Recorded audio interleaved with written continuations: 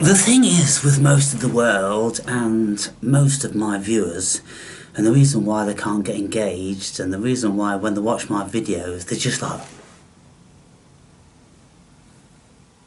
"Hey Pet, have you heard what he's making Brave say now? He's saying something about insecticides. They're gonna come and gobble us up." That's the extent of it. Look people, the thing is, there is an enormous amount of stuff to know about this world and what it is to be a human being. And if you are bereft of that, then you have what the CEO of the Transcendental Meditation Organization, that film producer, you know, the one with the grey hair, if you have a golf ball sized consciousness, then you'll have a golf ball sized awareness. What's that dude's name? You know the one. Yeah, that's it. If you have a golf ball sized consciousness, you've got a golf ball sized awareness. Meditation will expand that, and of course global travel will expand that. Educating yourselves in many ways will expand that, but most people don't want to do that. And so because of that, then most people don't know what I'm speaking about. And here's an exercise for you. Every time I mention something that you don't really know, maybe you've heard a little bit, but unless you could say that you've read a book on the one word I say, if I mention Archons, for instance, then if you've read about the Archons, then you go, oh, I know what he's talking about, the Archons, yeah, you know, this, that and the other from the Gnostics. But if you haven't, then what does Archons mean to you? It's just a fucking funny word, isn't it? And then you just keep listening to the rest of it, and then I'll say another word, and another word, and another word, and you won't know what any of them mean. So all you'll have is a very vague patchwork of a dialogue, which, you know, will just probably sound, you know, uncomfortably outlandish.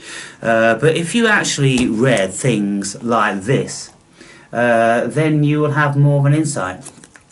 Now, the Dead Sea Scrolls uncovered the first complete translation and interpretation of 50 key documents withheld for over 35 years.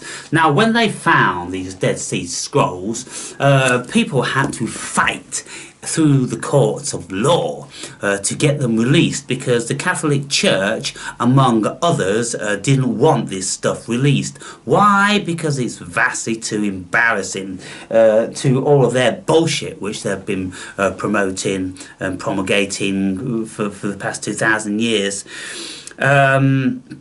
So anyway, we have to keep involved, people. We have to go back and we have to read what the ancients have been saying, you know, for as long as we possibly can. And then when we've got documents like this, written in the biblical times, never made it into the Bible, mostly all the other copies, if there were any, were burnt, and the people that wrote them were burnt also by those evil devil-worshipping paedophiles, the Catholics. Yes, let's fucking tell it how it is, who for thousands of years fucking destroyed anything except their bullshit.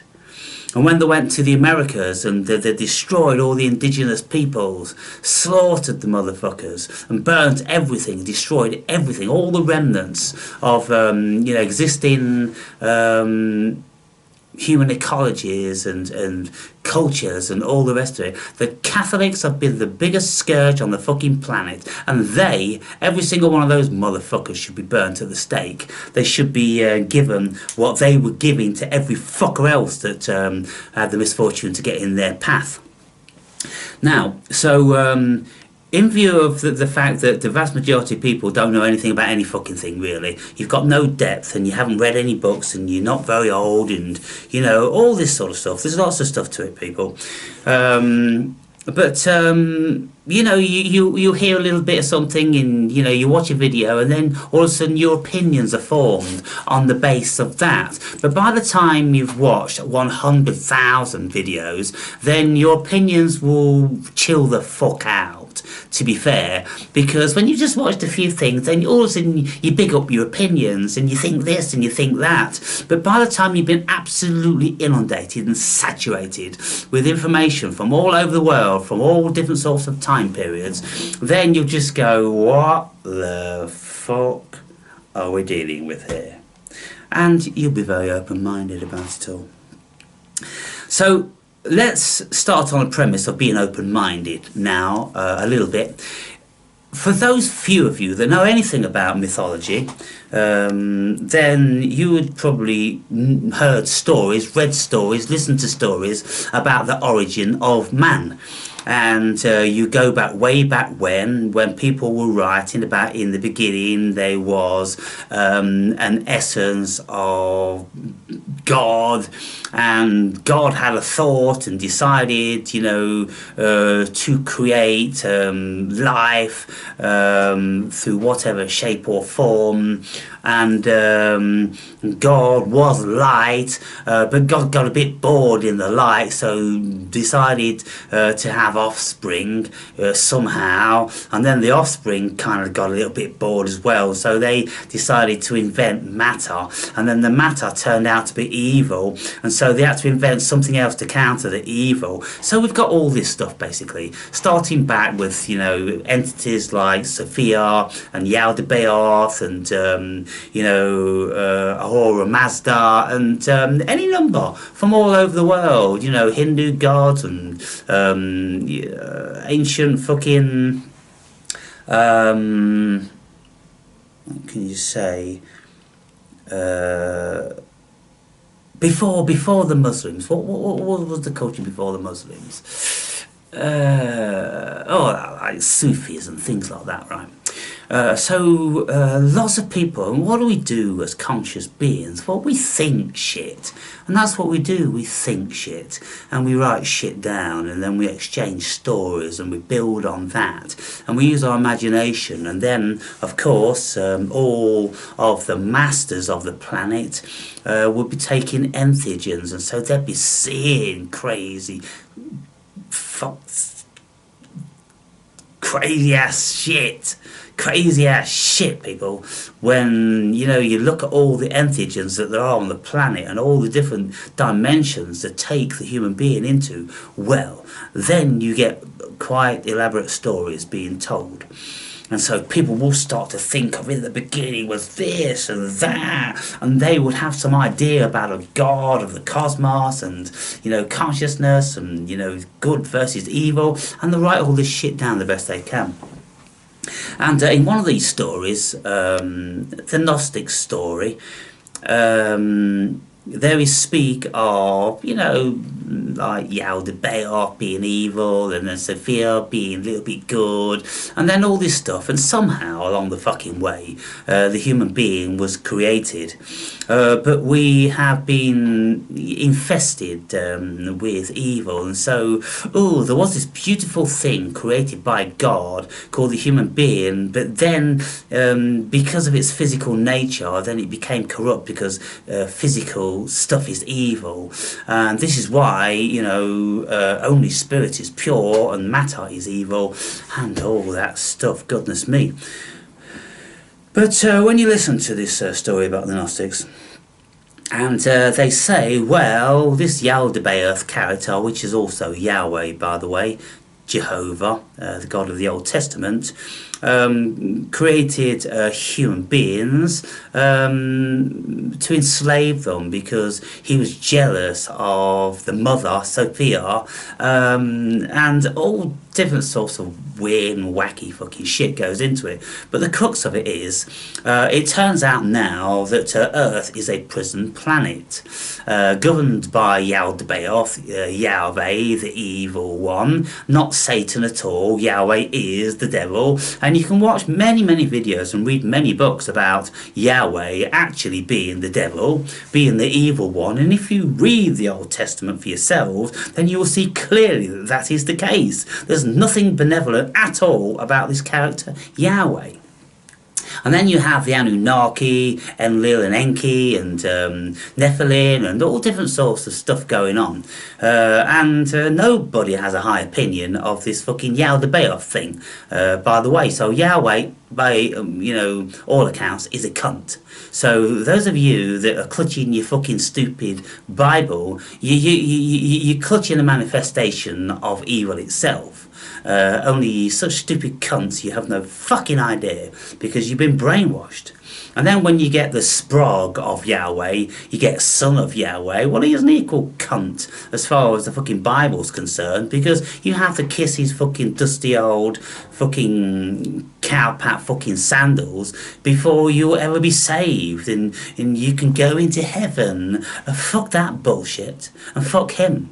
But then you can read stuff about this character called Jesus, which wasn't the son of the fucking evil one. It was just a fucking Gnostic. It was just a dude, and he told you that the kingdom of God is within you all. Wake the fuck up and you'll find it. Or if you just fucking sit down under a tree for a fucking fortnight, and you might find it then. But you got to be still. You got to become like children and all the rest of it. So there's a whole bunch of fucking stuff going on, people. And then when you got stuff like this, good God, that will turn every fucking thing upside down. Because the Catholics consider this stuff fucking evil, sent by Satan himself. But you see, they are Satan, and they're pretending that there's a Satan to make everybody terrified of him. And so it's kind of like, it's the kettle calling the fucking teapot black, isn't it, all the time, people? But if we look into that and we take it just a little bit serious, and we look upon the world and we go, well, yeah, this world is about suffering. Everybody's in fucking anxiety and anguish and living in terror, and everybody's a terrorist. Everybody's manipulating everybody, and it's a right fuckfest by all accounts. So it sounds pretty feasible that this fucking Yaldabaoth cunt could have created this prison planet for souls, and it's entrapped all these beautiful souls. They would be beautiful if they could get the fuck out of this joint. But as they're trapped in fucking evil avatars, then they're just going to have to learn what suffering's all about. And so, well, there's a lot to be said for that, isn't there? And so, prison planet, yes. And if it's a prison planet, then all different sorts of shit's always going to be going on, with wars and famines and natural disasters. Anything Yahweh can think of and fucking throw down on the earth, fucking alien insectoids coming to gobble us all up and all of that stuff. So people, consciousness. We are consciousness, and consciousness is having the fucking crack. It's having the crack, and it just goes on from one thing to another, doesn't it? It starts off with like, little meanies, little slithering meanies, and then the little slithering meanie turns into some sort of horned, red-faced fucking cock and pussy dude, and then all of a sudden he's got fucking spawn, and they're devils, and they're flying around everywhere, infesting everybody, creating everything that's fucking bad on the world. And then, when people get bored, start going like this, then they start creating things in the sky, and then start writing about aliens and insectoids and all different sorts of things that are going to come and gobble you up, and and on and on and on it goes. It probably is a prison fucking planet. It probably is, people, to be fair. But some of us are not trapped by it. Some of us still retain our light being consciousness, and we're not buying into it. We're not buying into the fear. I don't do fear. I'm just not doing fear. I'm a light fucking being. I'm a spark of God consciousness. I'm the fucking cosmos. What the fuck would I bother about what any turd said in this fucking environment? I don't give a fuck about Yahweh. He can suck my fucking fatty right now. And if I ever meet the fucking dickwad, then I'll fucking grab hold of his head and fucking bang it in him. Like the bitch he is. And so, yeah, people, it's a choice, or not. It depends, I suppose, whether you like beings. If you like beings, you're with me. If you're not like beings, you're a fucking idiot. And you're thumbing down my videos because I'm calling the pink ape a fucking twat, an insufferable fucking dimwit. And oh, well, it's not our fault. We're imprisoned in evil. Oh, go fuck yourselves. Go fuck yourselves.